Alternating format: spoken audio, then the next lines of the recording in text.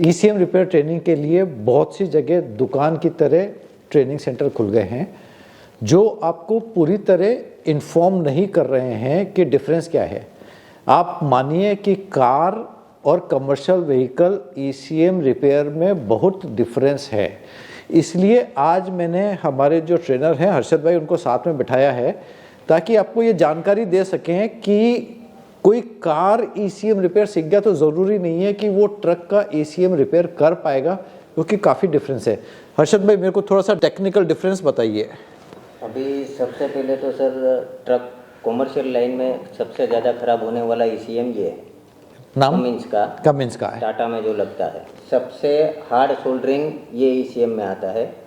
ये जो सोल्डरिंग होता है उसमें इतना हार्ड सोल्डरिंग नहीं होता है, लेकिन इसको उठाने के लिए हाई टेम्परेचर हाई एयर पे काम करना पड़ता है। राइट। अगर इधर उधर थोड़ा सा भी हो गया तो आईसी जल जाएगी। राइट। तो काम पूरा खराब हो जाएगा। दूसरी बात, इसमें देखिए अलग अलग आईसियाँ दी है कुछ कामों के लिए।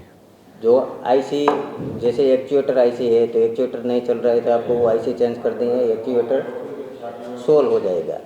लेकिन इसमें देखिए पूरा काम मॉसफेट के ऊपर हो रहा है।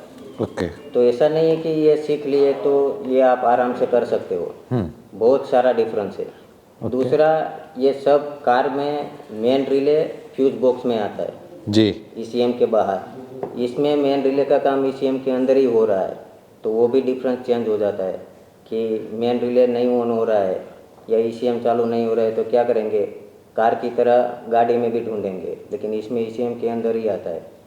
जैसे ये कार में देखिए मॉसफेट बहुत कम सिर्फ इंजेक्टर सेक्शन में आ रहे हैं। यहाँ पे ट्रक में जैसे देखिए ड्यूल मॉसफेट भी आ गए हैं, तो कार वाले ड्यूल मॉसफेट को नहीं समझ सकते, तो वो डिफरेंस तो बहुत सारा है। टेक्निकली अगर देखा जाए तो कार का बोर्ड और ट्रक का बोर्ड बहुत डिफरेंट है। तो आप टेक्निकल डिफरेंस समझिए। कोई भी अगर आपको बोलता है कि कार और ट्रक सिर्फ 1 महीने में सिखा देंगे तो गलत बोलता है। हमारे यहाँ दोनों अगर आपको सीखने हैं, कार और ट्रक दोनों ईसीएम रिपेयर की ट्रेनिंग लेनी है तो मिनिमम 2.5 महीना हमारे यहाँ पे सिर्फ ट्रेनिंग का जाएगा, ईसीएम रिपेयर ट्रेनिंग का जाएगा। ट्रक ईसीएम रिपेयर सीखना है तो 1.5 महीना तो सिर्फ इस बोर्ड को सीखने में चला जाता है। कंपेयर करें कार के लिए तो कार में सिर्फ 1 महीने में ये बोर्ड भी सीख लेते हैं, चाबी का काम भी सीख लेते हैं, प्रोग्रामिंग वगैरह सीख लेते हैं, स्कैनिंग वगैरह सीख लेते हैं। अगर आपको कोई बोलता है कि मैं कार में सीख गया हूँ और ट्रक को कर लूँगा तो वो आपको गलत बोल रहा है।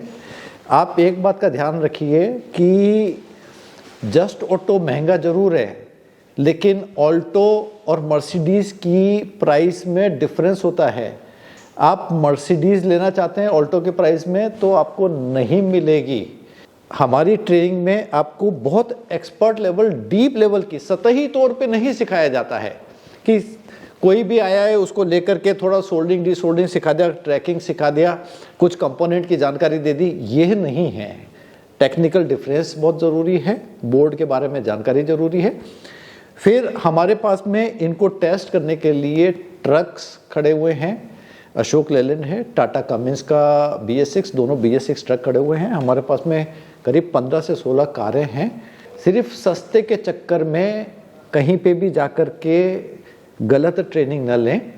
जस्ट ऑटो आए, प्रॉपर सिस्टमेटिक तरीके से ट्रेनिंग लें। एक कहावत है ना, सस्ता रोए बार बार, महंगा रोए एक बार।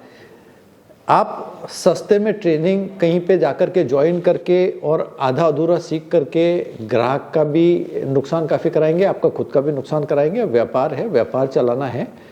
एक एक्सपर्ट लेवल की ट्रेनिंग लेकर के अपना भविष्य अच्छा बनाएं। Thank you very much.